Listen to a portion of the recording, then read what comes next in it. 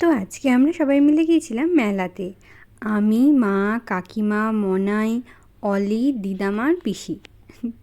আমরা সবাই মিলে গিয়েছিলাম মেলাতে। আর পিসি দুদিনের জন্য এসেছিলো আমাদের বাড়ি, তাই জন্য পিসিকে বললাম চলো মেলা থেকে ঘুরে আসি। আর মেলায় গিয়ে দেখি প্রচণ্ড ভিড় ছিল। আর মেলাতে ঢুকেই প্রথমে এত ভিড় দেখে আমাদের তো নাজেহাল অবস্থা, কারণ একেই এত গরম, তারপরে মেলায় এতটা ভিড় হয়েছে। যাই হোক, আমরা খানিকক্ষণ ঘুরে ঘুরে দেখছিলাম।